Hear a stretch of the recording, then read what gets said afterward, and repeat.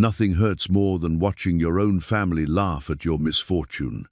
When substitute teacher Gabe Trinidad inherited a falling-apart mansion, that's exactly what happened. His ex-in-laws called it Gabe's money pit. His own siblings wondered how he'd afford to tear it down.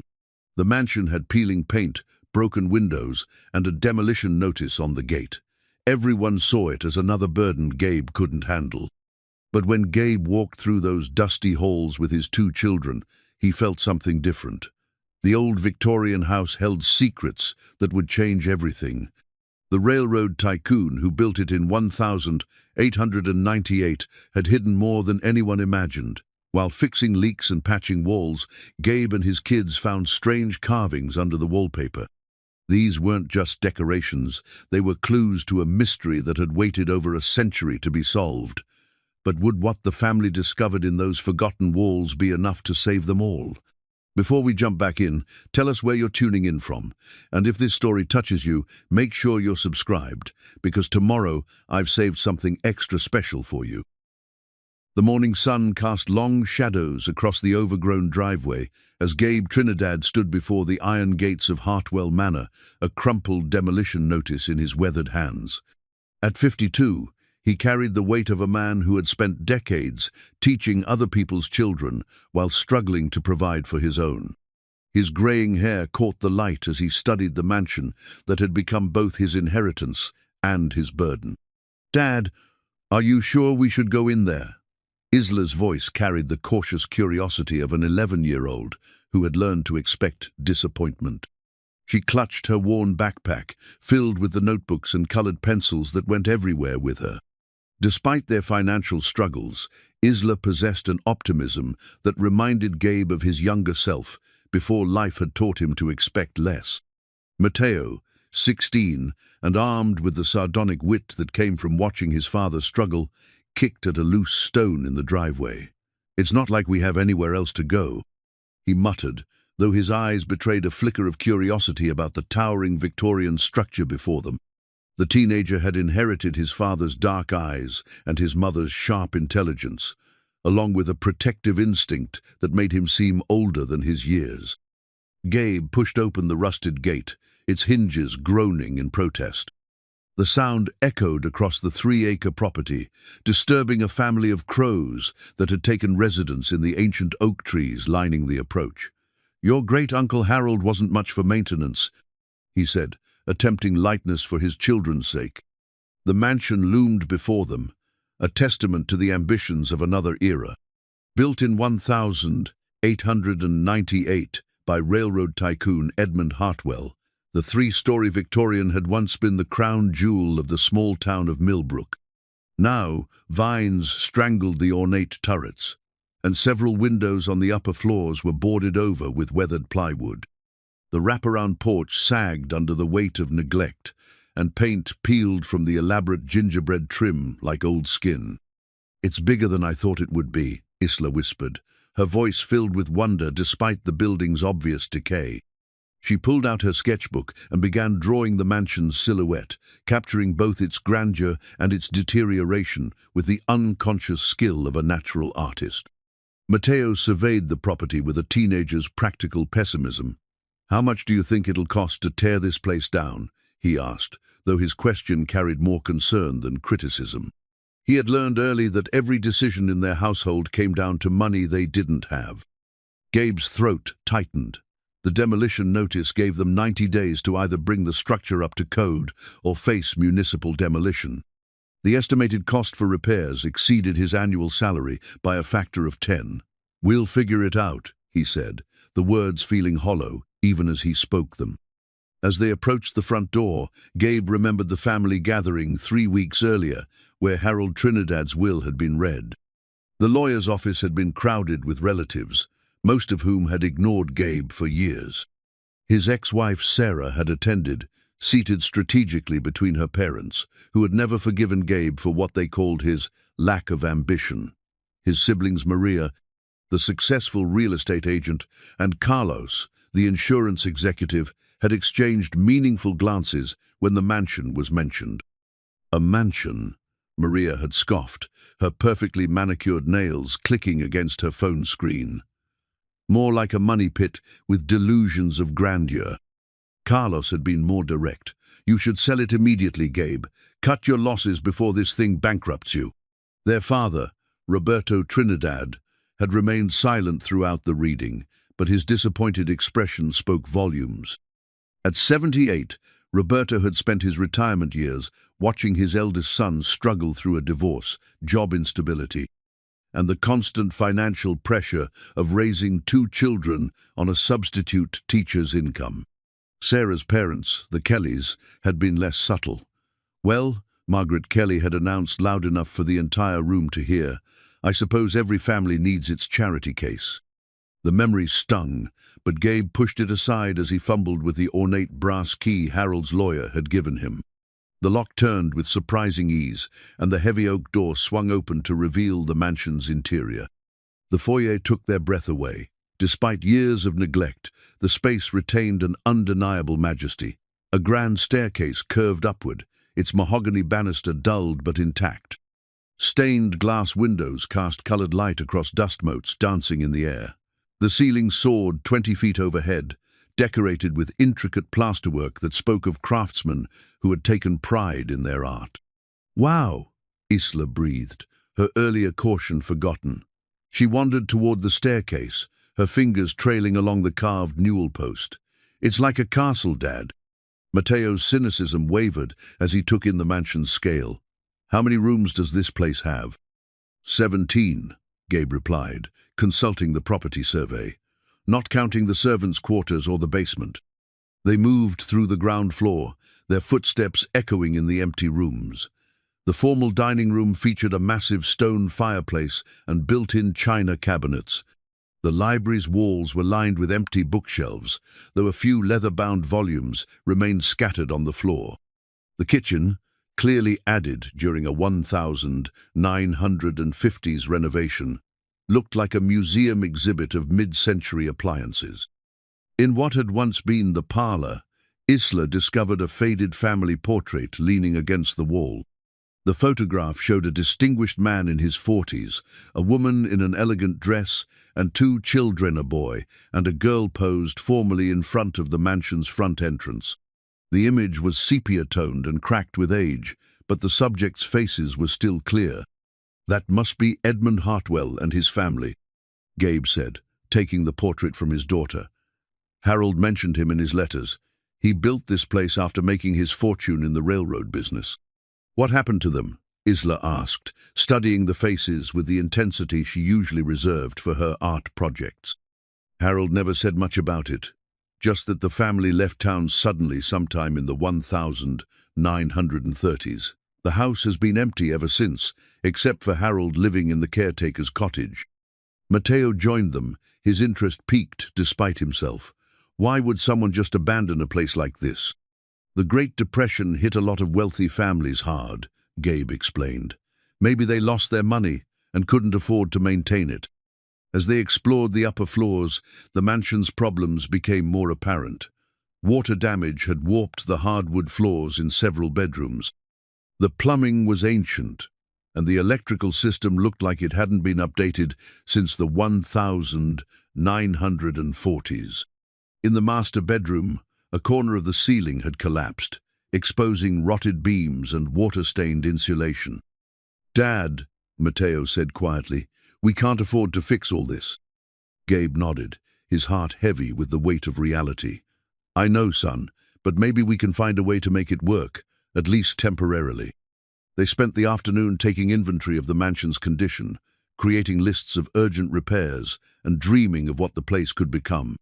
Isla filled her sketchbook with drawings of the rooms, imagining how they might look restored.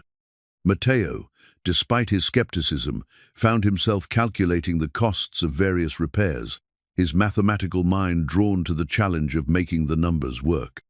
As evening approached, they prepared to leave, but Gabe lingered in the foyer, studying the portrait they had found.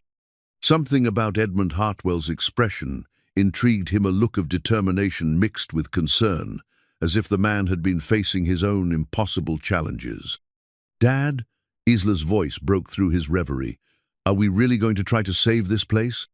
Gabe looked at his daughter, seeing in her face the same hope and determination that had once driven him to become a teacher despite his family's doubts. We're going to try, sweetheart. I can't promise we'll succeed, but we're going to try. As they walked back to their modest apartment across town, Gabe's phone buzzed with text messages from his siblings. Maria had found a demolition company willing to work cheap. Carlos had researched the property's assessed value and concluded that the land was worth more than the building. Even Sarah had sent a message suggesting they be practical about this situation. But as Gabe tucked his children into bed that night, he found himself thinking not about the mansion's problems, but about its possibilities. For the first time in years, he had something that belonged to him, something that wasn't a hand-me-down or a compromise. The mansion might be falling apart, but it was his to save or lose. That night, as he lay in his narrow bed in their cramped apartment, Gabe Trinidad made a decision that would change everything. Tomorrow, he would begin the impossible task of bringing Hartwell Manor back to life. He didn't know how, and he couldn't afford to fail, but he was going to try. Because sometimes a man needs something bigger than himself to fight for, even if everyone else thinks he's fighting a losing battle. The faded family portrait sat on his nightstand, Edmund Hartwell's determined expression seeming to watch over him in the darkness. And in that moment, Gabe felt a kinship with the long-dead railroad tycoon, two men, separated by a century, united by their willingness to bet everything on an impossible dream. 3 days later, Gabe arrived at the mansion with a toolbox borrowed from his neighbor and a determination that felt both foolish and necessary. The morning air carried the scent of autumn leaves and the faint promise of rain. Isla and Mateo flanked him as he unlocked the front door, their weekend transformed into an adventure neither had expected. "Where should we start?" Isla asked, her notebook already open to a fresh page where she had sketched a rough floor plan of the mansion's ground floor. "The kitchen," Gabe decided. "If we can get the plumbing working, we'll have a place to clean up and maybe even make some basic repairs." The kitchen sink hadn't worked in years, its faucet corroded and the pipes beneath clogged with debris. As Gabe wrestled with the ancient plumbing, Mateo explored the adjacent pantry, his flashlight beam cutting through the darkness. "Dad, there's something weird about this wall," Mateo called out, his voice echoing in the confined space. Gabe looked up from the tangle of pipes. "What do you mean?" "Come look at this." Gabe wiped his hands on his jeans and joined his son in the pantry. Mateo's flashlight illuminated a section of wall that looked different from the rest. The wallpaper was peeling more dramatically here, and the surface beneath seemed uneven. "It's like something's pushing out from behind the wallpaper," Mateo observed, running his fingers along the raised sections. Isla squeezed into the pantry beside them, her curiosity overcoming her caution. "Can we peel it back and see what's underneath?" Gabe hesitated. The wallpaper was already damaged, and they were planning to renovate anyway. "I suppose it can't hurt to look." Working together, they carefully peeled away strips of the faded floral wallpaper. What they found underneath took their breath away. Carved directly into the wooden wall were intricate symbols and patterns, not random scratches, but deliberate designs that formed a complex geometric puzzle. "What is that?" Isla whispered, her artistic eye immediately recognizing the craftsmanship involved.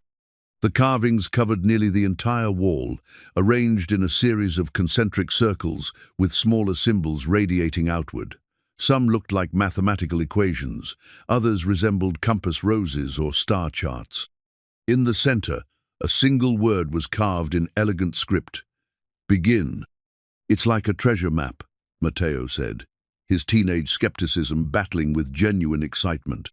Gabe traced one of the symbols with his finger. The wood was smooth, polished by time and wear. "These aren't random. Someone spent a lot of time creating this." "Edmund Hartwell?" Isla suggested, remembering the portrait they had found. "Maybe. Harold never mentioned anything like this, but then again, he probably never looked behind the wallpaper." They spent the next hour examining the carvings, taking photographs and making sketches. The symbols seemed to follow a pattern, but understanding their meaning was beyond their immediate grasp. Some resembled astronomical symbols, others looked like geometric proofs, and still others appeared to be a form of code.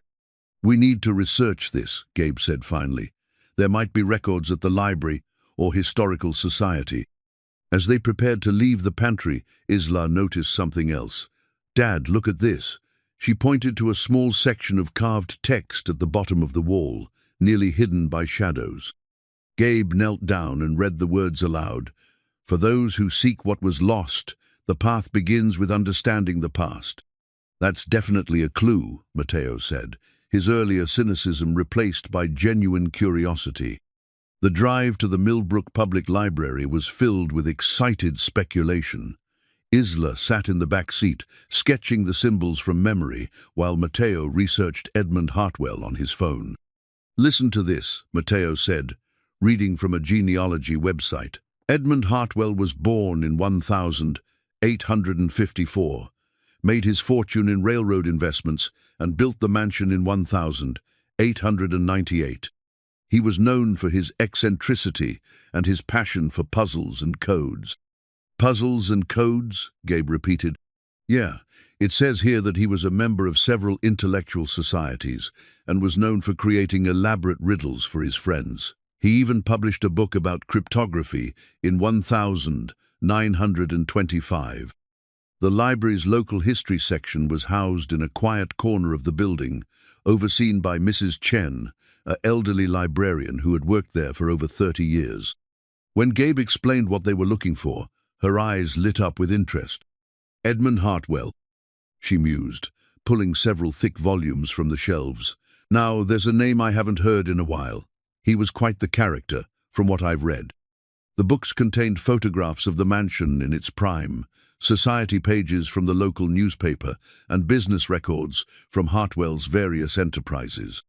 But it was a 1929 newspaper article that caught Gabe's attention. "Railroad Baron Vanishes," the headline read. "Local millionaire Edmund Hartwell and family disappear without warning." According to the article, the Hartwell family had left town suddenly in October 1929, just days before the stock market crash that would trigger the Great Depression.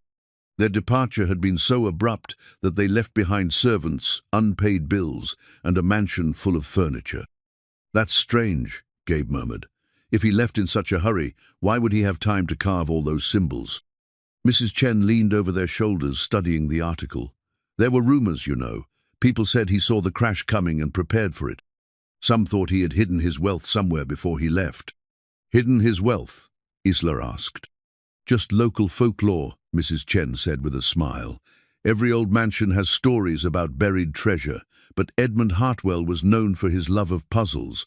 If anyone would have created an elaborate treasure hunt, it would have been him." They spent the rest of the afternoon researching, copying relevant documents, and building a picture of Edmund Hartwell as a man who had anticipated economic disaster and taken steps to protect his fortune. The more they learned, the more the carved symbols began to seem like something more than mere decoration. As they drove home, Gabe's phone rang. It was his sister Maria. "Gabe, I've been thinking about that mansion," she said without preamble. "Carlos and I want to help you with the demolition costs. We can't let you ruin yourself over this." "I'm not planning to demolish it," Gabe replied. "Don't be ridiculous. You can't afford to renovate that place. Be practical. I found something today that might change things." "What kind of something?" Gabe glanced at his children, both listening intently. "I'm not sure yet, but I think Uncle Harold's inheritance might be more valuable than we thought." "Gabe, please tell me you're not chasing some fantasy about hidden treasure." "I'm chasing the possibility that there's more to this mansion than meets the eye." Maria sighed. "You're setting yourself up for disappointment, and more importantly, you're setting those kids up for disappointment." After hanging up, Gabe sat in his car outside their apartment building, staring at the photographs they had taken of the carved symbols. Isla and Matteo waited patiently, sensing their father's internal struggle. "Dad," Isla said finally, "are we going to try to solve it?" Gabe looked at his daughter's hopeful face, then at Mateo's carefully neutral expression. They had so little in their lives that belonged to them alone. The mansion might be falling apart, but it was theirs. And now, perhaps, it held secrets that could change everything. "Yes," he said, surprising himself with the firmness in his voice. "We're going to try to solve it." As they climbed the stairs to their apartment, Gabe felt something he hadn't experienced in years. The thrill of a mystery waiting to be unraveled.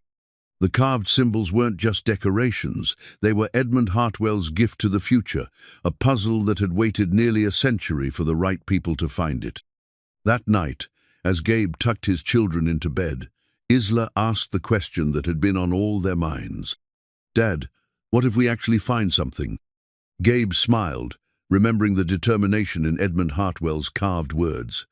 "Then we'll prove that sometimes the impossible things are just the ones nobody else was brave enough to try." Outside their window, the lights of Millbrook twinkled in the darkness, and somewhere across town, Hartwell Manor waited in the shadows, keeping its secrets for another day. The next Saturday morning brought unexpected visitors to Hartwell Manor. Gabe was teaching Isla how to use a level when the sound of car doors slamming echoed from the driveway. Through the front window, he watched his siblings, Maria and Carlos, emerge from Maria's pristine Mercedes, their expressions mixing curiosity with concern. "Great," Mateo muttered from his position near the carved wall, where he had been photographing the symbols from different angles. "The cavalry's here." "Be nice," Gabe warned, though he felt his own tension rising. He had hoped for more time to make progress before facing family scrutiny. Maria entered the foyer with the confidence of someone accustomed to evaluating properties.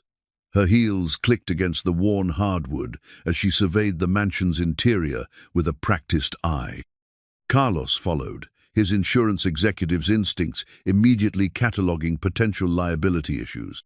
"My God, Gabe," Maria breathed, taking in the mansion's scale. "This place is massive." 17 rooms, Isla announced proudly, appearing at her aunt's elbow. "Plus secret passages." "Secret passages?" Carlos raised an eyebrow. "Isla, this isn't a storybook." "Come see," Isla insisted, leading them toward the pantry where the carved symbols waited. Maria's reaction was immediate and decisive. "Gabe, these are just old decorations, maybe worth something to an antique dealer, but hardly reason to bankrupt yourself renovating this place." "They're not decorations," Mateo said, his voice carrying a defensive edge. "They're a puzzle. We researched Edmund Hartwell. He was famous for creating codes and riddles." Carlos studied the symbols with the skepticism of a man who dealt in facts and figures. "Even if they are some kind of puzzle, what makes you think it leads to anything valuable?" "Because of this," Gabe said, showing them the newspaper article about Hartwell's sudden disappearance. "He left town just before the stock market crash. A man with his resources doesn't just vanish without a plan." "Or maybe he went broke like everyone else and couldn't face the shame," Maria countered. "Gabe, you're chasing a fairy tale." Their discussion was interrupted by another arrival. A sleek black sedan pulled up outside, and a man in an expensive suit stepped out. He was tall and lean, with silver hair and the kind of confident bearing that came from success in competitive fields. "Mr. Trinidad?" The man extended his hand as he approached the front door. "Vincent Cross, Cross Development Group. I hope you don't mind the intrusion, but I heard about your inheritance and wanted to make you an offer." Gabe accepted the handshake cautiously. "What kind of offer?" "A generous one. I buy distressed properties, and I'm prepared to pay above market value for this land. Cash, quick closing, no inspections needed." "The house isn't for sale," Gabe said. Vincent's smile never wavered. "I understand you're dealing with a demolition order. That's expensive, not to mention the ongoing costs of maintaining a property this size. I could solve all your problems with one check." Maria stepped forward, her business instincts engaged. "What kind of offer are we talking about?" "200,000 for the property as is," Vincent said smoothly. "That's more than generous considering the condition and the pending demolition order." 200,000, Carlos whistled softly. "Gabe, that's more than you make in 4 years." The property isn't for sale, Gabe repeated, but his voice lacked conviction. Think about your children, Vincent continued, his tone becoming more persuasive. That money could pay for their college education, set them up for success. What can this old house give them, except debt? Isla moved closer to her father, her small hand finding his. Dad, we want to solve the puzzle. Vincent's smile flickered, just for a moment. What puzzle is that? Nothing, Maria said quickly. Kids' imaginations. You know how it is. But Vincent's eyes had sharpened with interest. I've heard the stories about this place. Local legends about hidden treasure. Surely you don't believe. Of course not, Carlos interjected. We're practical people. After Vincent left, promising to keep his offer open, the family stood in uncomfortable silence. The developer's visit had changed the dynamic, making the mansion's problems feel more pressing and the puzzle's promise more distant. Gabe, Maria said gently, $200,000 would change your life. I know. The kids would have security, college funds, a future. I know. Then why won't you consider it?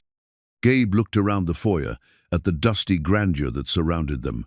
Because this is the first thing I've ever owned that nobody else chose for me. The first thing that's mine to save or lose. You're being selfish, Carlos said bluntly. This isn't just about you. You have responsibilities. I'm thinking about my responsibilities, Gabe replied, his voice gaining strength.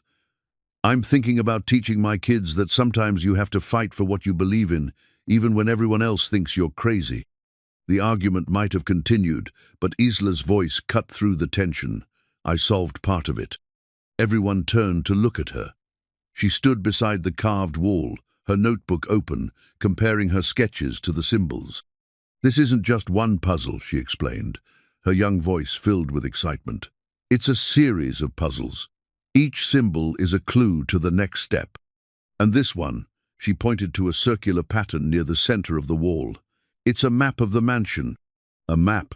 Gabe knelt beside his daughter, studying her work.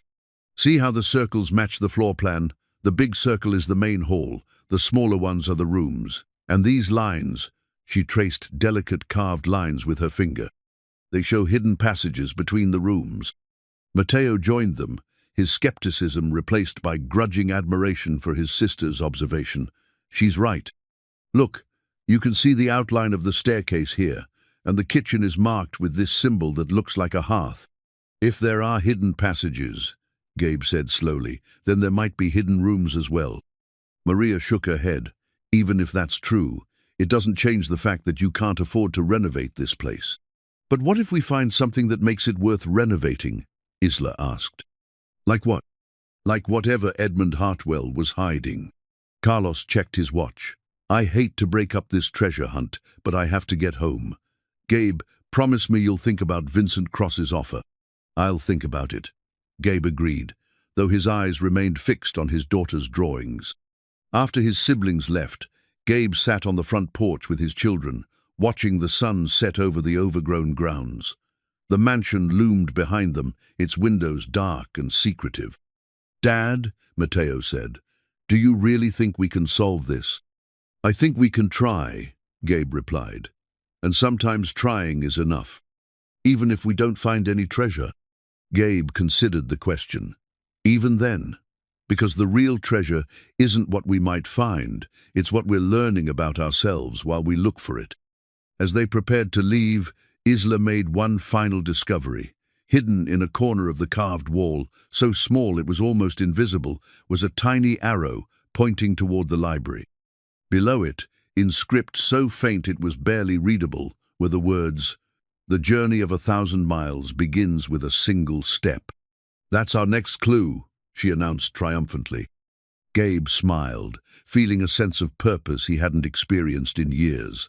Tomorrow, they would explore the library, follow the trail that Edmund Hartwell had left for them. Tonight, though, he would dream of possibilities instead of limitations, of mysteries instead of bills, of a future built on courage rather than compromise. The mansion stood silent in the darkness, keeping its secrets for another day. But change was coming to Hartwell Manor, carried on the hopes and determination of a father who had finally found something worth fighting for. The library at Hartwell Manor had been Edmund Hartwell's sanctuary, and even in its current state of neglect, traces of its former grandeur remained. Built-in bookshelves lined 3 walls from floor to ceiling, their cherry wood dulled by decades of dust, but still bearing the craftsmanship of a bygone era. A massive desk dominated the center of the room, its leather top cracked and faded but still imposing. Following Isla's discovery of the arrow pointing toward the library, the family had arrived early Sunday morning with renewed purpose. Gabe carried a toolbox and cleaning supplies, while the children brought notebooks, cameras, and a determination to uncover the next piece of Edmund Hartwell's puzzle. The arrow was pointing this way, Isla said, consulting her sketches as they entered the library. So the next clue should be somewhere in here. The room felt different from the rest of the mansion, more intimate, more personal. Scattered books lay where they had fallen from the shelves, their pages yellowed with age. A globe on a brass stand sat in one corner, its surface showing countries and borders that no longer existed. "Look at this," Matteo called from behind the desk. He had opened the drawers and found them filled with papers, maps, and what appeared to be business correspondence. "There's a ton of stuff here." Gabe joined his son, lifting out stacks of documents. Most were routine business, papers, railroad contracts, investment records, correspondence with banks and partners. But mixed among them were more personal items, family photographs, letters from Edmund's wife, and what appeared to be pages from a personal journal. "Dad, listen to this," Gabe said, reading from a letter dated September 1929. "My dear Catherine, I fear our comfortable world is about to collapse. The signs are everywhere for those who know how to read them. I have made certain preparations, though I pray I am wrong about what is coming." "He saw the crash coming," Isla said, looking up from her exploration of the bookshelves, "just like the newspaper article said." "There's more," Gabe continued reading. "I have created a trail for future generations to follow, should they prove worthy of the treasure I have hidden. The path is not for the lazy or the foolish, but for those who value knowledge and perseverance over mere wealth." Matteo stopped sorting through papers. "He really did hide something, and he wanted it to be found," Isla added, "but only by the right people." As they continued searching, Gabe found himself drawn to a particular section of the bookshelf. Unlike the others, this shelf held books that seemed deliberately arranged not alphabetically or by subject, but in a pattern that suggested intention. The books were all different sizes and colors, but they created a visual rhythm that caught his attention. "Isla, come look at this," he called. His daughter approached, her artist's eye immediately recognizing what he had seen. They're arranged by color and size to create a pattern, like a code. "Can you see what it says?" Isla tilted her head, studying the arrangement. "It's hard to tell with some of the books missing, but I think it spells out words." She pulled out her notebook and began sketching the pattern. "THE something, CHAMBER. "The chamber," Matteo repeated. "What chamber?" Their answer came from an unexpected source. As Gabe reached for one of the books to examine it more closely, it shifted under his touch, revealing that it wasn't a book at all. It was a wooden box designed to look like a book spine. Inside, they found a leather-bound journal, its pages filled with Edmund Hartwell's careful handwriting. "This is it," Gabe whispered, his voice filled with awe. "This is his personal journal." The journal was divided into sections, each dealing with different aspects of Edmund's life and work. But the section that captured their attention was titled "The Preservation Project" and dated from the summer of 1929. "I have spent the past months preparing for the inevitable," Edmund had written. "The economic signs are clear to anyone willing to see them. When the collapse comes, it will be swift and merciless. I have therefore taken steps to preserve not just my family's fortune, but the legacy of our achievements."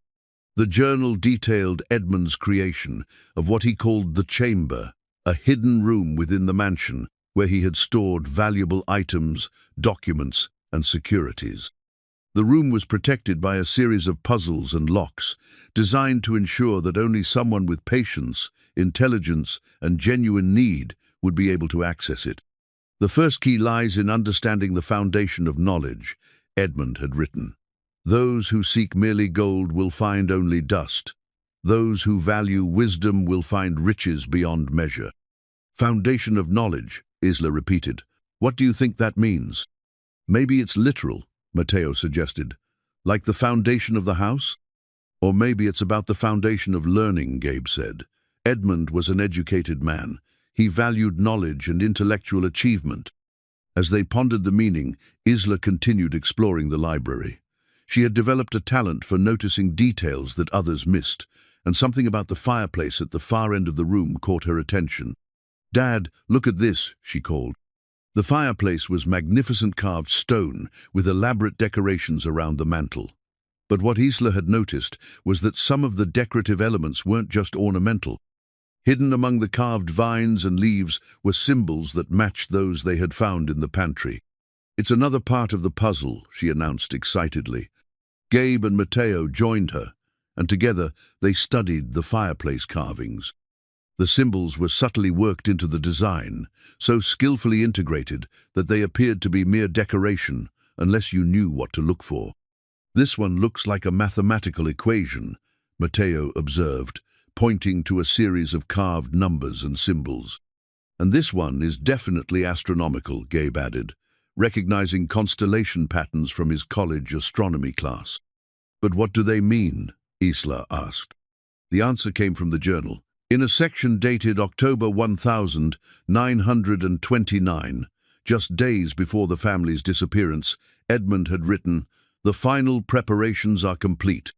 The chamber is sealed and the path is laid.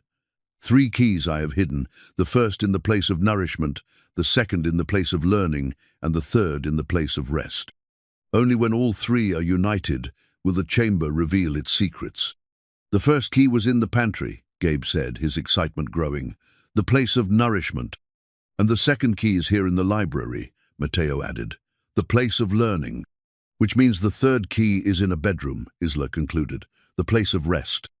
They spent the rest of the afternoon documenting their discoveries, photographing the fireplace carvings, and copying relevant passages from Edmund's journal. The journal revealed a man who had been both pragmatic and idealistic, someone who had seen economic disaster coming and had taken steps to protect not just his wealth, but his family's legacy. "He really cared about the future," Isla observed, reading over her father's shoulder. "He wanted to make sure his treasure would go to people who deserved it." "People like us?" Matteo asked. "People who don't give up," Gabe replied. "People who value working together and learning from the past." As they prepared to leave the mansion, Gabe's phone rang. It was Vincent Cross. "Mr. Trinidad, I hope you've had time to consider my offer," the developer said. "I'm prepared to increase it to 250,000 if you can close within the week." "Why the rush?" Gabe asked. "I have other projects that depend on this acquisition. Time is money, as they say. I need more time to think about it." "Of course. But don't wait too long. Opportunities like this don't come around often." After hanging up, Gabe shared the conversation with his children. Vincent's increased offer and sense of urgency puzzled him. Why would a developer be so interested in a property that needed demolition? "Maybe he knows something we don't," Matteo suggested. "Or maybe he knows something we do," Isla said thoughtfully. "What do you mean?" "Maybe he's heard about the treasure too. Maybe that's why he wants to buy the house so badly." The thought sent a chill through Gabe. If Vincent Cross knew about Edmund Hartwell's hidden chamber, they might be in a race against time. The demolition order gave them 90 days, but if Vincent was working to acquire the property for his own purposes, they might have even less time than that. "We need to solve this faster," Gabe said, looking at his children with new determination. "Tomorrow, we start looking for the third key." As they drove home through the gathering dusk, Hartwell Manor stood silhouetted against the evening sky, its windows dark and mysterious. Somewhere within its walls, Edmund Hartwell's chamber waited, holding secrets that could change their lives forever. The question was whether they would find it before others discovered what they were looking for. The master bedroom at Hartwell Manor occupied the entire east wing of the second floor, its tall windows offering a view of the overgrown gardens and the town beyond. Despite the water damage and decades of neglect, the room retained an air of elegance that spoke of its former occupants' refined taste. Gabe stood in the doorway with his children, Edmund Hartwell's journal in his hands, searching for clues about the third key's location. The journal had been cryptic about the place of rest, mentioning only that it held the final piece of the puzzle that unlocks all others. "It's huge," Isla breathed, stepping into the room. Dust motes danced in the morning sunlight, streaming through the tall windows, and her footsteps echoed on the warped hardwood floor. "Where do we even start looking?" Matteo asked, surveying the room's contents. A massive four-poster bed dominated the center, its dark wood frame still solid despite the years. A fireplace similar to the one in the library occupied one wall, while built-in wardrobes lined another. "The same way we found the others," Gabe replied. "We look for something that doesn't belong, something that was added after the room was built." They began their search systematically, checking the fireplace first, since it had yielded clues in the library. The carved mantelpiece was elaborate, but seemed to contain only decorative elements. The wardrobes were empty, except for a few moth-eaten garments that crumbled at their touch. It was Isla who made the breakthrough. She had been studying the bed frame, running her hands along its carved posts, when she noticed something unusual about the headboard. "Dad, come look at this," she called. The headboard was covered in intricate carvings, vines, flowers, and geometric patterns that seemed purely decorative. But when Isla traced her fingers along one particular section, she found that it moved slightly under pressure. "It's loose," she announced. Gabe joined her, pressing on the section she had discovered. With a soft click, a small panel in the headboard slid aside, revealing a hidden compartment. Inside, they found a small metal object wrapped in oiled cloth. "What is it?" Matteo asked, leaning closer. Gabe unwrapped the object carefully. It was a fragment of metal, triangular in shape, with symbols etched into its surface. But it was clearly incomplete. The edges were rough, as if it had been broken away from something larger. "It's part of something bigger," he said, turning the fragment over in his hands.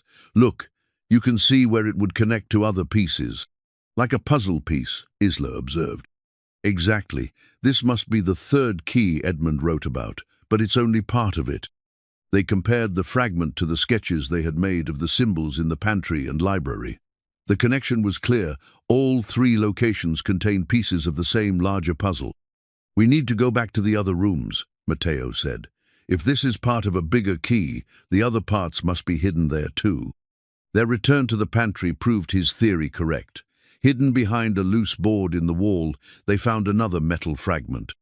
This one was larger, with a straight edge that would clearly connect to the piece from the bedroom. "Two down, one to go," Gabe said, his excitement growing.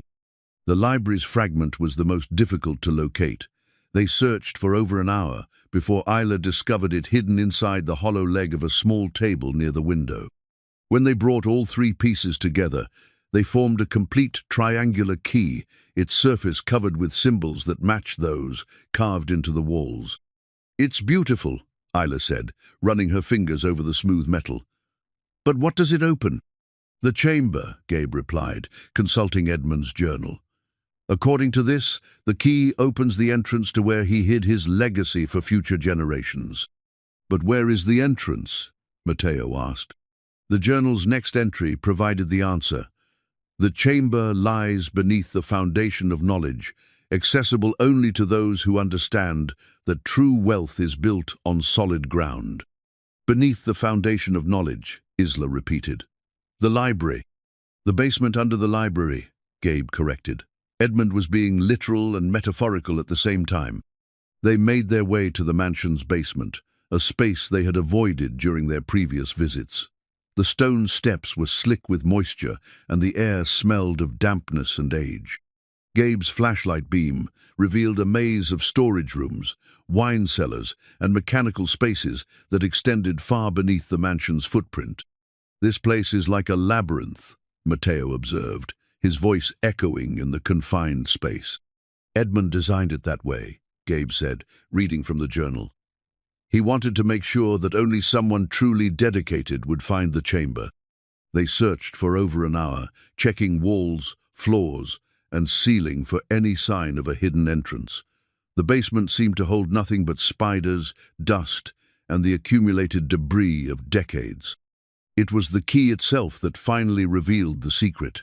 As they stood in the room directly beneath the library, Isla noticed that the metal key had begun to vibrate slightly in her hand. "Dad, it's moving," she said, her voice filled with wonder. Gabe took the key, feeling the subtle vibration for himself. As he moved around the room, the vibration grew stronger near one particular wall. "It's some kind of magnetic resonance," he said, his teacher's mind working through the possibilities. Edmund must have embedded metal in the wall behind the entrance. They found the hidden mechanism exactly where the key's vibration was strongest. A small slot in the stone wall, cunningly disguised as a natural crack, accepted the triangular key perfectly. When Gabe turned it, they heard the sound of ancient gears turning within the wall. Slowly, a section of the wall swung inward, revealing a narrow passage that disappeared into darkness. "We did it," Matteo breathed, his teenage cynicism completely forgotten. "We found Edmund's chamber," Isla added, her voice filled with awe. The passage was narrow and low, forcing them to walk single file. Gabe led the way, his flashlight beam cutting through the darkness ahead. The walls were lined with the same careful stonework as the basement, but these stones bore carved symbols, similar to those they had found throughout the mansion. After what felt like an eternity, but was probably only 50 feet, the passage opened into a circular chamber. Gabe's flashlight beam swept across the space, revealing something that took their breath away. The chamber was filled with wooden crates, metal filing cabinets, and glass display cases.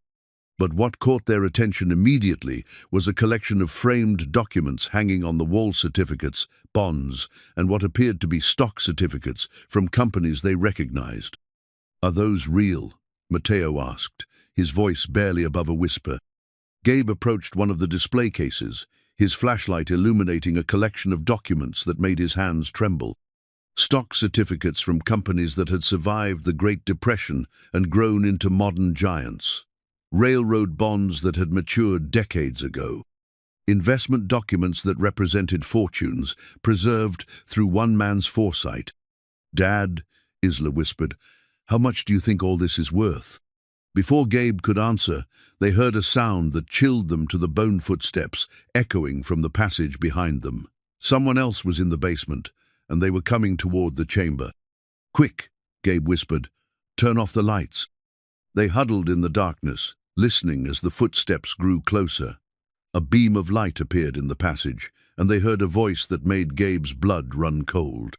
"I know you're in there, Mr. Trinidad," Vincent Cross called out. "We need to talk." Vincent Cross stepped into the chamber, his expensive suit incongruous in the underground space. His flashlight beam swept across the treasure-filled room before settling on Gabe and his children, who stood protectively in front of the display cases. "Quite a discovery," Vincent said, his voice carrying none of the friendly charm he had displayed during his previous visits. Edmund Hartwell was more clever than anyone gave him credit for. "How did you know about this?" Gabe demanded, instinctively moving closer to his children. "The same way you did, eventually. Research, patience, and a healthy respect for the old man's intelligence." Vincent's smile was cold. "Though I must admit, I didn't expect a substitute teacher to solve the puzzles as quickly as you have." "You've been watching us," Isla said, her young voice filled with indignation. "Monitoring your progress, yes. It seemed more efficient than solving the riddles myself when you were doing such excellent work." Vincent stepped further into the chamber, his flashlight beam revealing more of the treasure around them. "But now that you've found the chamber, our partnership has reached its natural conclusion." "Partnership?" Matteo's voice cracked with adolescent anger. "We're not partners. This is our inheritance. Legally, perhaps, but practically speaking, you're children playing with toys you don't understand." Vincent pulled out his phone, its screen casting blue light across his face. "Do you have any idea what you've actually found here?" Gabe remained silent, but his mind was racing. The stock certificates they had glimpsed, the bonds, the other documents, if they were authentic, they could be worth millions. But Vincent's presence here meant others knew about the treasure, and their family's claim might not be as secure as they had believed. "These aren't just old papers," Vincent continued, approaching one of the display cases. Edmund Hartwell was a visionary. When he saw the crash coming, he didn't just hide his money, he invested it in companies he believed would survive and thrive. Railroad bonds that are now worth 50 times their original value. Stocks in companies that became industry leaders. Government securities that have been compounding interest for nearly a century. "How much?" Gabe asked quietly. "Conservative estimate, $200 million, maybe more, depending on the condition of the documents and the current market valuations." The number hit Gabe like a physical blow. $200 million, enough to change not just his family's life, but the lives of everyone they knew. Enough to save the mansion, restore it to its former glory, and secure his children's future in ways he had never dared imagine. "Of course," Vincent continued, realizing that value requires expertise, connections, and resources that, frankly, Mr. Trinidad, you don't possess. The authentication process alone will take months. The legal work to establish clear ownership will take years, and that's assuming no one challenges your claim. "Who would challenge it?" Gabe asked, though he suspected he already knew the answer. Edmund Hartwell had other relatives, business partners who might claim they were owed money. The state government, which might argue that abandoned property reverts to public ownership after a certain period. Vincent's smile widened. "It could get very expensive, very quickly. But we have the inheritance documents," Isla said defiantly. "Uncle Harold left the house to Dad." "Uncle Harold left him a house," Vincent corrected. "There's nothing in those documents about hidden treasure. A good lawyer could argue that the treasure was never legally part of the estate." Gabe felt the weight of Vincent's words. The developer was right. They had found the treasure, but claiming it legally might prove more difficult than solving Edmund's puzzles. And fighting a legal battle would require resources they didn't have. "However," Vincent continued, "I'm prepared to make this simple for everyone. I'll buy your claim to the property and everything in it for $5 million, cash. No legal battles, no authentication delays, no risk." "$5 million, Matteo repeated. "It's a generous offer, considering the alternatives. You walk away wealthy. I handle the complications. Everyone wins." Gabe looked around the chamber, taking in the magnitude of what they had discovered. $5 million was more money than he had ever imagined having. It would solve every problem they faced, provide security for his children, and allow him to live comfortably for the rest of his life. But something about Vincent's offer felt wrong. The developer was too eager, too prepared with legal arguments and counteroffers. He had known about the treasure before they found it, which meant he had been researching it for some time. If he was willing to pay $5 million without authentication, the treasure was probably worth significantly more. "We need time to think about it," Gabe said finally. "Of course, but don't take too long. Word has a way of getting out about discoveries like this, and the longer you wait, the more complicated things become." Vincent turned to leave, then paused at the chamber entrance. "Oh, and Mr. Trinidad, I'd be very careful about who you tell about this discovery. There are people who would do almost anything for this kind of money." After Vincent left, the family stood in stunned silence. The treasure chamber, which had seemed like a magical discovery just minutes before, now felt like a burden fraught with danger and complexity. "Dad," Isla said quietly, "I don't trust him." "Neither do I," Gabe replied. "But he's right about one thing. This is more complicated than we thought." They spent the next hour exploring the chamber more thoroughly, documenting what they found with photographs and notes. The treasure was even more extensive than Vincent had indicated. In addition to the stocks and bonds, they found rare coins, jewelry, and historical artifacts that would be valuable to museums and collectors. But mixed among the treasure were personal items that revealed the human side of Edmund Hartwell's story. Family photographs, letters from his children, and a diary that chronicled his final days in the mansion. The last entry, dated just 2 days before the family's disappearance, was particularly poignant. "I have done all I can to preserve our legacy," Edmund had written. "The chamber is complete, the clues are in place, and the treasure is secure. If my fears prove correct and we must leave quickly, I pray that someday someone worthy will find what we have hidden. May they use it wisely, and may they remember that true wealth lies not in gold or silver, but in the bonds of family and the courage to face an uncertain future." "He sounds like you, Dad," Isla said, reading over his shoulder. "What do you mean?" "He cared more about his family than about the money, just like you do." Gabe felt tears prick his eyes. Edmund Hartwell had been facing the same impossible choices that confronted him now: how to protect his family, how to preserve their future, how to make decisions that would echo through generations. As they prepared to leave the chamber, Gabe made a decision that surprised even himself. Instead of feeling overwhelmed by the treasure's value and the complications it represented, he felt a strange sense of peace. Edmund Hartwell had left them more than money. He had left them a test of character, a challenge to prove themselves worthy of the gift they had received. "We're not selling to Vincent Cross," he announced. "But Dad," Mateo protested, $5 million is less than we deserve and more than we need." Gabe interrupted. Edmund Hartwell didn't hide this treasure for someone to sell it to the highest bidder. He hid it for someone who would use it to build something better. "What are we going to do?" Isla asked. Gabe looked around the chamber one last time, taking in the magnitude of what they had inherited. "We're going to find out what this treasure is really worth. And then we're going to decide how to use it to honor Edmund's legacy and secure our family's future." As they climbed back up to the mansion's main floor, Gabe felt a weight settling on his shoulders, not the burden of poverty that had pressed down on him for so long, but the responsibility of wealth and the choices that came with it. Behind them, the chamber waited in darkness, holding secrets that could change their lives forever. The question was whether they would have the strength and wisdom to handle what they had found. The revelation came 3 days later, delivered by an unexpected visitor who would change everything they thought they knew about their discovery. Margaret Chen, the elderly librarian who had helped them research Edmund Hartwell, arrived at the mansion carrying a manila envelope thick with documents. "I've been thinking about your treasure hunt," she said, settling into a chair in the mansion's parlor. "Something about Vincent Cross's interest in this property bothered me, so I did some additional research." Gabe poured tea from a thermos while his children gathered around Mrs. Chen, their faces eager with curiosity.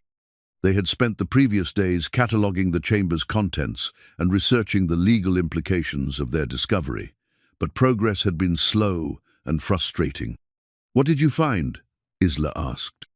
Mrs. Chen opened her envelope and spread several documents across the coffee table. "I found out who Vincent Cross really is and why he's so interested in this mansion." The first document was a genealogy chart, its branches and connections traced in careful detail. At the top was a name that made Gabe's blood run cold: Edmund Hartwell.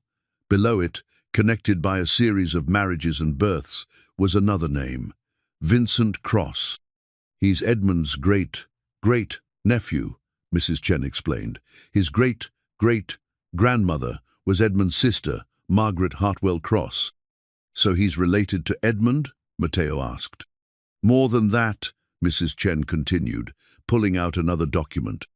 "According to this 1,925 will I found in the county archives, Edmund Hartwell left specific instructions about what should happen to his estate if he died without direct heirs." Gabe leaned forward, his heart racing. "What kind of instructions?" "The will states that if Edmund died childless, or if his direct descendants could not be located, the estate would pass to his sister Margaret's line. But there's a catch. The inheritance would only be valid if the heirs could prove they were worthy of the Hartwell legacy." "What does that mean?" Isla asked. Mrs. Chen smiled, clearly enjoying the dramatic moment. "It means they had to solve Edmund's puzzle and find the hidden treasure, just like you did." The implications hit Gabe like a physical blow. Vincent Cross wasn't just some opportunistic developer. He was a legitimate heir to Edmund's fortune, someone who had as much right to the treasure as they did. Maybe more. But wait, Matteo said, his quick mind working through the legal complexities. If Vincent is the rightful heir, why didn't he just claim the property through the courts? Because he couldn't solve the puzzle, Mrs. Chen replied. I found records showing that the Cross family has been aware of their connection to Edmund Hartwell for decades. They've made several attempts to search the mansion over the years, but they never found the chamber. So he needed us to find it for him, Gabe said, the pieces falling into place. Exactly. He's been watching and waiting, probably hoping someone would eventually solve Edmund's riddles. When you inherited the property and started making progress, he saw his opportunity. But the inheritance documents, Isla protested. Uncle Harold left the house to Dad. Harold inherited the property from his uncle, who bought it from the bank after Edmund's disappearance. Mrs. Chen explained. But the legal ownership of the house and the legal ownership of Edmund's hidden treasure are two different things. Gabe felt the walls closing in around him. They had found the treasure, solved the puzzle, and proven themselves worthy of Edmund's legacy.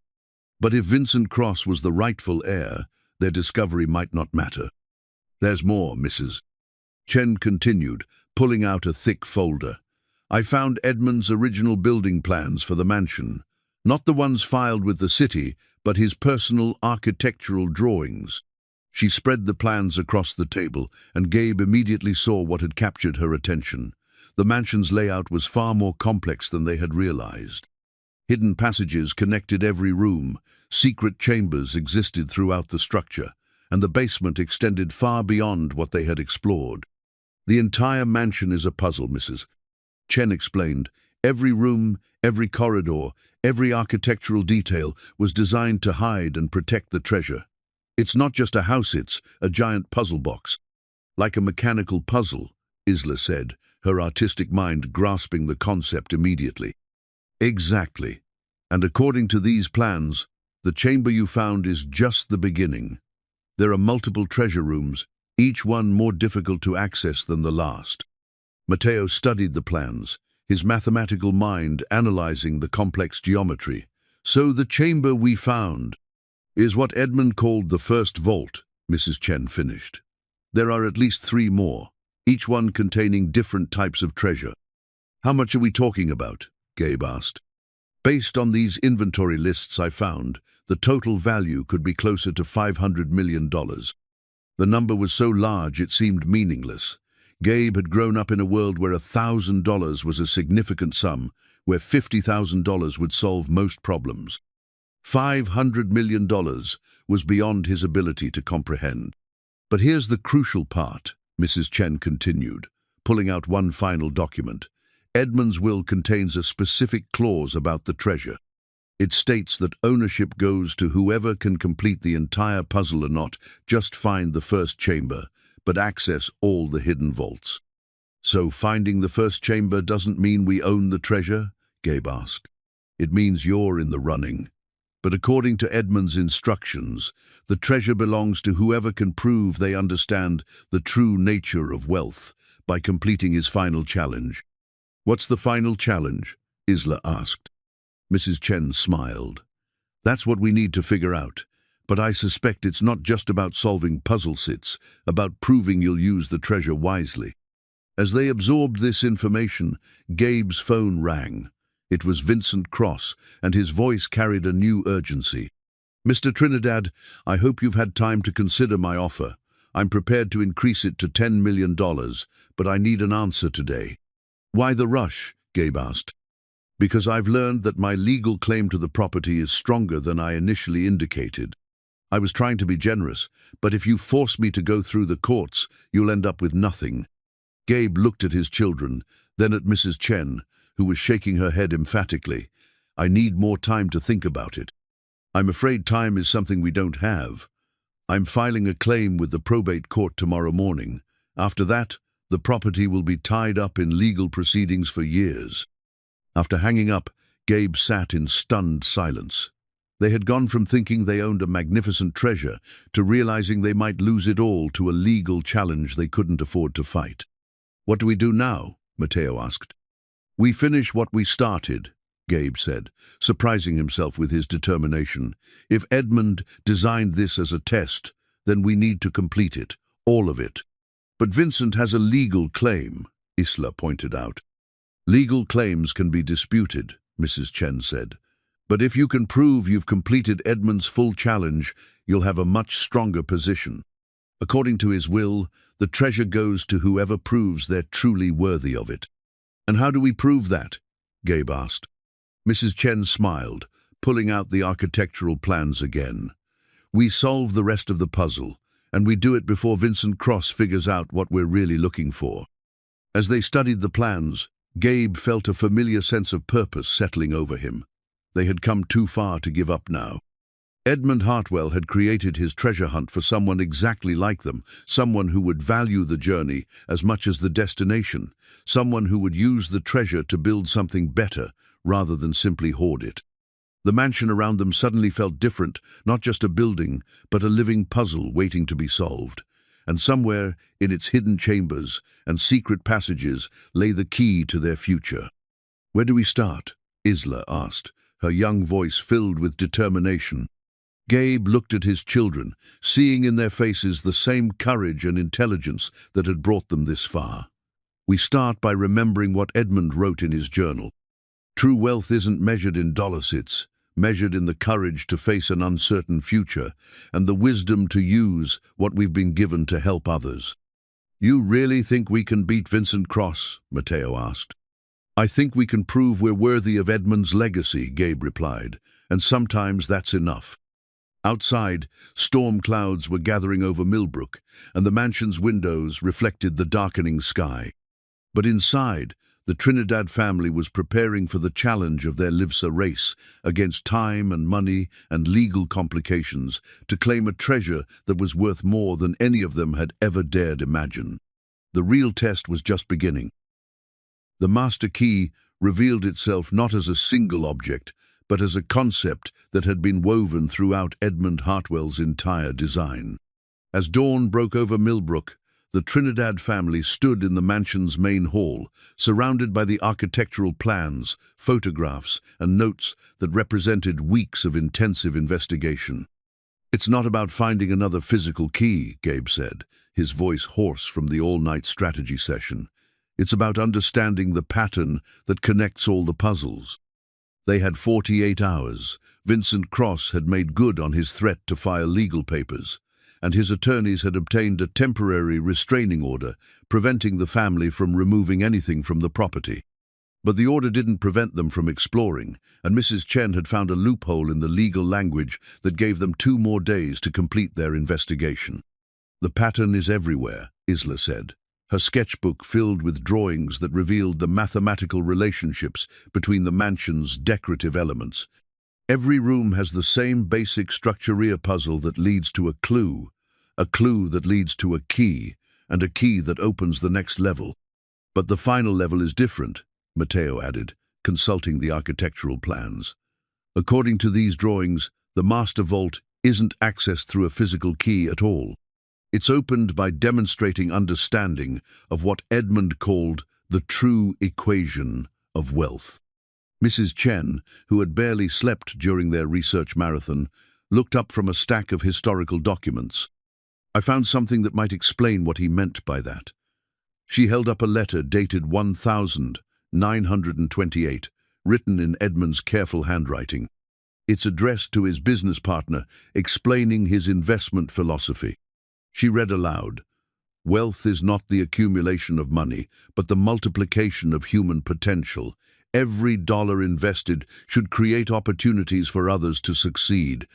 The true measure of a fortune is not what it can buy, but what it can build." He was talking about using money to help people, Isla said. "More than that," Gabe replied, his teacher's mind working through the implications. He was talking about creating lasting change, building something that would continue to grow and help others long after he was gone. That's why he hid the treasure, Matteo realized. He wasn't just protecting it from the stock market crash, he was waiting for someone who would use it the right way. Their conversation was interrupted by a commotion outside. Through the front windows, they could see Vincent Cross arriving with a small army of assistants, security guards, and what appeared to be a film crew. "What's he doing?" Isla asked. "Probably documenting everything for his legal case," Gabe said grimly. "Or making sure we don't find anything else before his claim is processed." Vincent approached the front door with his usual confident stride, but something about his demeanor was different. He seemed more aggressive, more desperate than before. "Mr. Trinidad," he called through the door. "I know you're in there. We need to talk." Gabe opened the door, keeping his children behind him. "What do you want, Vincent?" "I want to make one final offer. $20 million. Cash, for your claim to the property and everything in it. You have 1 hour to decide." "Why the sudden generosity?" Gabe asked. Vincent's smile was tight. "Because I've run out of patience. My legal team is confident we'll win in court, but litigation takes time. I prefer to resolve things quickly. And if we say no, then you'll be fighting not just me, but the state of Connecticut, which has filed its own claim, arguing that the treasure represents abandoned property that should revert to public ownership." Gabe felt his heart sink. The state's involvement changed everything. Fighting Vincent Cross would have been difficult enough, but battling the government was virtually impossible for a family with their limited resources. "You have 1 hour," Vincent repeated, then turned and walked back to his waiting vehicles. "Dad, what are we going to do?" Isla asked, her voice small and frightened. "We're going to finish what we started," Gabe said, his voice gaining strength. "We're going to solve Edmund's final puzzle." "But how?" Matteo asked. "We don't even know where the master vault is." "Yes, we do," Gabe replied, studying the architectural plans with new understanding. "It's not hidden in the mansion at all. It's hidden in plain sight." He led them outside, walking around the mansion's perimeter, while Vincent's team watched from a distance. The building's exterior was as elaborate as its interior, with decorative elements that seemed purely ornamental but now revealed themselves as part of Edmund's grand design. "The entire mansion is the master key," Gabe explained. "Every architectural detail, every decorative element, every room and corridor, they're all part of one massive puzzle." "But how do we solve it?" Isla asked. "By understanding what Edmund was really trying to teach us," Gabe said. "Remember what he wrote about the true equation of wealth. He wasn't just talking about money, he was talking about legacy, about building something that would last." They returned to the mansion's interior, where Mrs. Chen was waiting with a discovery that would change everything. "I found Edmund's final journal," she announced, holding up a leather-bound book that had been hidden inside a secret compartment in the main hall's central pillar. "It contains his complete instructions for the final challenge." The journal's last entry was dated the day before the Hartwell family's disappearance, and it revealed the true nature of Edmund's treasure hunt. "The final test is not about finding the master vault, but about proving worthy of its contents. The treasure belongs to whoever can demonstrate that they understand the true purpose of wealth, to create opportunity, to build community, and to leave the world better than they found it. The master vault will reveal itself to those who can answer a single question: what will you do with this treasure that will matter 100 years from now?" "It's not about solving puzzles," Gabe said, understanding flooding through him. "It's about proving we'll use the treasure responsibly." "But how do we prove that?" Matteo asked. "By showing Edmund's spirit what we plan to do with his legacy," Isla said, her artistic intuition grasping the concept immediately. They spent the remaining time before Vincent's deadline, not searching for hidden chambers or decoding cryptic symbols, but planning. They outlined their vision for using the treasure to restore the mansion as a museum and educational center, to establish scholarships for local students, and to create a foundation that would support small businesses and community projects throughout the region. "It's about more than just our family," Gabe said as they worked. "It's about using Edmund's gift to build something that will help others long after we're gone." As the hour approached, they made their final preparations. Vincent's team had grown larger, with news vans and curious onlookers gathering outside the mansion. The story of the treasure hunt had leaked to the media, and the pressure was mounting. 5 minutes, Vincent called through the door. "Are you ready?" Gabe asked his children. "Ready for what?" Matteo asked. "To prove we're worthy of Edmund's trust." They gathered in the main hall, standing beneath the elaborate chandelier that had presided over the mansion for more than a century. Following Edmund's instructions, they spoke aloud, their plans for the treasure, their commitment to using it wisely, and their promise to honor his legacy. As they finished their declaration, something extraordinary happened. The chandelier began to move, its crystal prisms catching the light and casting rainbow patterns across the walls. Hidden mechanisms that had waited nearly a century activated, and the floor beneath their feet began to shift and change. "The master vault," Isla breathed. The main hall's floor had become a complex mechanism, its wooden panels sliding apart to reveal a spiral staircase that descended into a chamber far grander than anything they had imagined. The walls were lined with documents, artifacts, and treasures that represented not just Edmund's wealth, but the collected wisdom and resources of a man who had dedicated his life to building something lasting. "We did it," Matteo said, his voice filled with awe. "No," Gabe corrected, looking at his children with pride.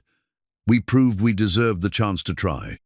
Outside, Vincent's deadline had arrived, and his patience had run out. The sound of his approaching footsteps echoed through the mansion as he prepared to claim what he believed was rightfully his. But the Trinidad family had found something more valuable than money. They had found their purpose. And sometimes, that's the greatest treasure of all. The hidden vault door stood open before them, its brass surface gleaming despite nearly a century of concealment. The circular entrance was set into the mansion's foundation, accessed through a mechanism so ingenious that its very existence challenged everything they thought they knew about 19th century engineering. "This is impossible," Matteo whispered, running his fingers along the door's edge.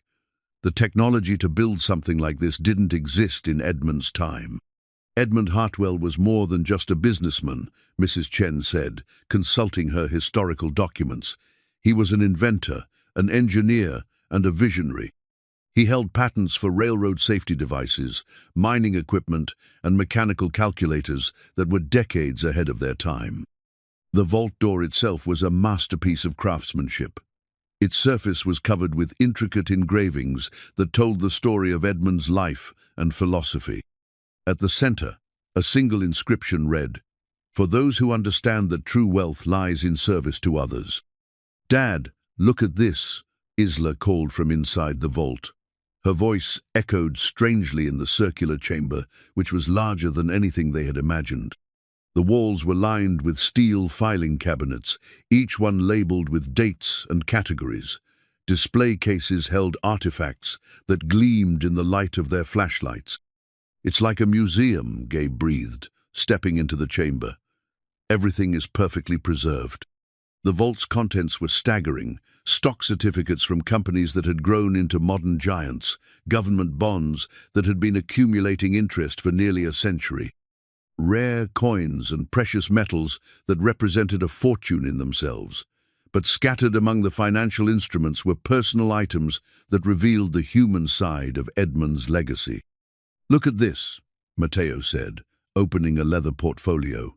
"It's a letter addressed to the worthy finder of this treasure." Gabe took the letter, his hands trembling as he read Edmund's final message aloud. "If you are reading this, then you have proven yourself worthy of the responsibility I am placing in your hands. The treasure you have found is not merely wealth, it is opportunity. Use it wisely, and it will grow beyond your wildest dreams. Use it selfishly, and it will become a burden that will destroy you and your family. I have spent my life building something that I hope will outlast me. Now that responsibility passes to you. The choice is yours. Will you be a steward of this legacy, or merely its temporary custodian?" "There's more," Matteo said, continuing to read. "He's left specific instructions for how the treasure should be handled, including the names of trustees and lawyers who can help with the legal complications. Above them, They could hear Vincent Cross's voice growing more agitated as he realized something significant was happening. His footsteps echoed through the mansion as he searched for the source of the mechanical sounds that had accompanied the vault's opening. "We need to document everything," Gabe said, his mind racing. "If Vincent finds us here, we need proof that we followed Edmund's instructions correctly." They worked quickly, photographing the vault's contents and copying crucial documents. The treasure was even more extensive than they had imagined, not just stocks and bonds, but real estate deeds, patents, and business agreements that represented ownership stakes in companies across the country. "Dad," Isla said quietly, "this is scary. This much money. It changes everything." "It changes everything only if we let it," Gabe replied. "Edmund left us instructions for a reason. We need to follow them." The sound of approaching footsteps grew louder, and Vincent's voice carried clearly through the mansion's halls. "I know you're here, Trinidad. Whatever you found, it belongs to me by right of inheritance." "Should we close the vault?" Mateo asked. "No," Gabe said firmly. "We have nothing to hide. We solved Edmund's puzzle fairly, and we're prepared to accept the responsibility he's giving us." Vincent's silhouette appeared at the vault entrance, his expensive suit contrasting sharply with the ancient stonework. His eyes widened as he took in the treasure chamber's contents, his calculated composure finally cracking. "My God," he breathed, "it's all here, everything the family legends talked about." "You're too late," Gabe said, stepping protectively in front of his children. "We completed Edmund's challenge. The treasure is ours." "You completed the puzzle," Vincent corrected, his voice hardening. "But that doesn't make you the legal owner. I have a court order that gives me authority over this property and everything in it." "Your court order applies to the house," Mrs. Chen said, emerging from the shadows with a document in her hand. "But according to Edmund's will, the treasure belongs to whoever proves themselves worthy of it. That's a separate legal matter entirely." Vincent's face flushed with anger. "You're making a mistake, all of you. This treasure is worth hundreds of millions of dollars. You can't just walk away with it because you solved some old puzzles." "We're not walking away with it," Gabe said calmly. "We're accepting responsibility for it. There's a difference." "You're a substitute teacher," Vincent spat. "You have no idea how to handle this kind of wealth. You'll lose it all within a year." "Maybe," Gabe acknowledged. "But that's our choice to make. Edmund trusted us with his legacy.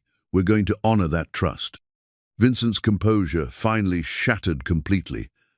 "I won't let you steal what belongs to my family." "Then you'll have to prove you're worthy of it," Gabe replied, "just like we did." The confrontation was about to escalate when the sound of sirens filled the air. Someone had called the police, and the situation was about to become much more complicated.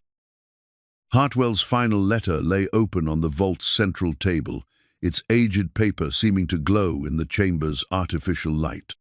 The letter had been Edmund's ultimate gift, not just instructions for the treasure's use, but a complete legal framework that would protect whoever found it from exactly the kind of challenge Vincent Cross was mounting. "Listen to this," Mrs. Chen said, her voice cutting through the tension as police sirens grew louder outside. She held up a document that had been sealed with the letter. "It's a legal trust established in 1929, with provisions that automatically activate when the treasure is discovered by someone who completes the full challenge." "What does that mean?" Isla asked, her young voice steady despite the chaos erupting around them. "It means Edmund anticipated this exact situation," Mrs. Chen explained. "The trust supersedes all other claims to the treasure. Whoever opens the master vault according to his instructions becomes the legal trustee, with full authority to manage and distribute the assets." Vincent's face went pale. "That's impossible. My lawyers would have found any existing trust documents." "Not if they were sealed and held by a law firm that's been waiting nearly a century to execute them," Mrs. Chen replied, pulling out business cards and legal documents. Edmund used 3 different law firms in 3 different states to ensure his instructions would be carried out exactly as he intended. The sound of footsteps echoed through the mansion as police officers entered the building. Gabe could hear their voices calling out, searching for the source of the disturbance that had been reported by Vincent's security team. "We need to get out of here," Mateo said, looking nervously toward the vault entrance. "No," Gabe said firmly. "We have nothing to hide. We solved Edmund's puzzle fairly, and we're prepared to face whatever comes next." "You're making a mistake," Vincent said, his voice desperate now. "The media attention alone will destroy your family. This kind of wealth attracts attention you can't imagine. People will come after you. Your children will be targets. Your entire life will change." "Our life was already changing," Gabe replied. "The question is whether we'll change it for the better or let fear control our decisions." The police officers found them a few minutes later, their flashlights cutting through the vault's shadows. The lead officer, a middle-aged man with sergeant's stripes, looked around the chamber with obvious amazement. "Well," he said slowly, "I've been a cop for 20 years, and I've never seen anything like this. Someone want to explain what's going on here?" Vincent stepped forward, his businessman's instincts taking over. "Officer, these people are trespassing on property that's under legal dispute. They've broken into a sealed vault and are attempting to steal valuable artifacts." "That's not true," Gabe said calmly. "This is my inherited property, and we discovered this vault through legitimate research. We have documentation to prove everything we've done." "Documentation?" the sergeant asked. Mrs. Chen stepped forward with her folder of legal papers. "I'm Margaret Chen, head librarian at Millbrook Public Library. I've been helping this family research the legal history of this property. Everything they've done is completely legal." "Legal or not," Vincent interrupted, "the property is under a court order that prevents removal of any items until the ownership dispute is resolved." "The court order applies to the house," Mrs. Chen corrected. "But according to these trust documents, the treasure has a separate legal status. It belongs to whoever successfully completes Edmund Hartwell's challenge." The sergeant studied the documents, his expression growing more serious as he read. "This is way above my pay grade. I'm going to need to contact the district attorney's office and probably the FBI. This much money involved in a legal dispute, it's going to require federal oversight." "FBI?" Isla asked, her eyes wide. "It's okay, sweetheart," Gabe said, putting his arm around his daughter. "They're just making sure everything is handled properly." "You're destroying your family," Vincent said, his voice filled with genuine emotion for the first time. "You have no idea what you're getting into. This treasure has been the subject of legends for decades. Every treasure hunter, every con artist, every desperate person in the country is going to come after you." "Then we'll deal with that when it happens," Gabe replied. "Right now, we're focused on honoring Edmund's wishes and using this treasure the way he intended." The sergeant's radio crackled to life, and he stepped aside to take the call. When he returned, his expression was grim. "The feds are sending a team to secure the site," he announced. "Nobody touches anything until they arrive. This whole area is now a crime scene." "Crime scene?" Mateo asked. "Figure of speech," the sergeant clarified. "But with this much money involved, we need to make sure everything is documented properly. Mr. Trinidad, Cross, you're both going to need lawyers. Good ones." As they waited for the federal agents to arrive, Gabe looked around the vault one final time. The treasure that had seemed like a dream just hours before now felt like a tremendous responsibility. Edmund Hartwell had trusted them with his legacy, and they were about to discover whether they were strong enough to handle it. "Dad," Isla said quietly, "are you scared?" "A little," Gabe admitted, "but I'm more excited than scared. We're about to find out what we're really made of." Outside, the sound of additional vehicles arrived, federal agents, more media, and curious onlookers drawn by the growing commotion.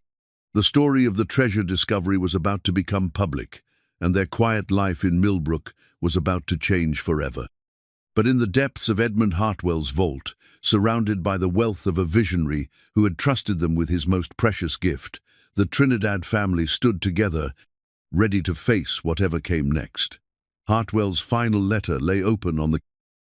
6 months had passed since the discovery of Edmund Hartwell's treasure, and the restored family portrait now hung in the mansion's main hall, beautifully framed and illuminated by the same chandelier that had revealed the master vault. But this portrait was different from the faded photograph they had found on that first day. This one showed the Trinidad family, dressed in their finest clothes, standing proudly in front of their restored home. Gabe stood in the doorway of what had once been a decrepit library, now transformed into a bright, welcoming space filled with new books, comfortable reading chairs, and the gentle hum of scholars and students pursuing their research. The Hartwell Foundation, established with Edmund's treasure, had become everything he had hoped it would be: catalyst for education, opportunity, and community growth. "Dad, the Hartford Courant wants to interview you again," Isla called from the mansion's front desk, where she had been helping visitors sign up for the afternoon tour. At 12, she had become the Foundation's unofficial ambassador, her natural warmth and enthusiasm making her a favorite among the thousands of visitors who came to see the mansion and learn about Edmund's story. "Tell them I'll talk to them after the school group leaves," Gabe replied, checking his watch. The restored mansion now served as a museum, educational center, and community hub, drawing visitors from across the country who came to see the house that had hidden a treasure for nearly a century. Mateo emerged from the basement, where he had been giving a tour to a group of engineering students from the State University. At 17, he had grown into his role as the Foundation's technical coordinator, helping to maintain the mansion's complex mechanical systems and continuing to solve the puzzles that Edmund had left throughout the building. "The kids loved the demonstration of the vault mechanism," he reported. "3 of them are already talking about changing their majors to mechanical engineering." "Edmund would be proud," Gabe said, smiling at his son's enthusiasm. That's exactly what he hoped would happen. The legal battles had been resolved more quickly than anyone had expected. Edmund's trust documents had been ironclad, designed by a man who had anticipated every possible challenge to his posthumous instructions. Vincent Cross's claim had been dismissed, and the state's attempt to seize the treasure had been overturned by a federal judge who ruled that Edmund's puzzle constituted a valid legal test of worthiness. But the real victory hadn't been in the courtroom. It had been in the months that followed, as the Trinidad family learned to handle the enormous responsibility that came with their newfound wealth. They had honored Edmund's wishes, using the treasure to create something lasting and beneficial for their community. The Hartwell Foundation had established scholarship programs for local students, funded small business loans for entrepreneurs, and provided grants for community improvement projects. The mansion itself had been transformed into a center for learning and culture, hosting concerts, lectures, and educational programs that drew visitors from around the world. "Mr. Trinidad," a familiar voice interrupted his thoughts. Sarah, his ex-wife, stood in the doorway with an expression that mixed pride with something that might have been regret. "I wanted to thank you again for including the kids in the Foundation's work. Isla and Mateo are thriving." "They're the reason we're here," Gabe replied. "Edmund's treasure was never just about money. It was about creating opportunities for the next generation." Sarah nodded, her eyes taking in the restored mansion's beauty. "I owe you an apology. When you first inherited this place, I thought you were being irresponsible. I was wrong." "You were trying to protect the children," Gabe said gently. "That's what good parents do." "What good parents do is believe in their children's potential," Sarah corrected, "and believe in each other's ability to rise to meet challenges. You did that. I didn't." Their conversation was interrupted by the arrival of Mrs. Chen, who had become the Foundation's chief historian and archivist. She carried a thick folder of documents and wore the satisfied expression of someone who had made an important discovery. "I found something you need to see," she announced, spreading papers across the library's central table. "I've been researching other wealthy families from Edmund's era, looking for similar treasure hunts or hidden legacies." "Did you find any?" Isla asked, joining them with the curiosity that had made her such an effective puzzle solver. "3 so far," Mrs. Chen replied. "All of them from the same time period, all of them involving puzzles and challenges designed to test the worthiness of potential heirs. It appears Edmund, was part of a larger movement among wealthy individuals who wanted to ensure their fortunes would be used responsibly. A movement? Gabe asked. They called themselves the Stewardship Society, Mrs. Chen explained. Wealthy industrialists and entrepreneurs who believed that great fortunes came with great responsibilities. They created elaborate systems to ensure their money would go to people who would use it to benefit society. Are any of the other treasures still hidden? Mateo asked, his puzzle-solving instincts engaged. That's what I'm trying to find out, Mrs. Chen said with a smile. I thought the foundation might be interested in helping other families discover their own Edmund Hartwell moments. As the afternoon wore on, the mansion filled with its usual mix of visitors, students, and community members. The building that had once been a symbol of abandonment and decay had become a beacon of hope and opportunity. The treasure hunt that had begun with family mockery had evolved into something far greater, a legacy that would benefit generations to come. That evening, as the last visitors departed and the mansion settled into its peaceful nighttime routine, Gabe stood once again in the main hall, looking up at the family portrait. The faces in the photograph showed the quiet confidence of people who had found their purpose and were using their gifts to make the world a better place. Dad? Isla appeared beside him, her notebook tucked under her arm. I've been thinking about what Mrs. Chen said, about the other hidden treasures. What about them? Maybe that's our next adventure. Maybe we're supposed to help other families discover what Edmund discovered, that the real treasure isn't the money, but the opportunity to use it wisely. Gabe smiled, remembering the scared, struggling man who had first stood in this hall 6 months ago. That man had been looking for a way to save his family from financial ruin.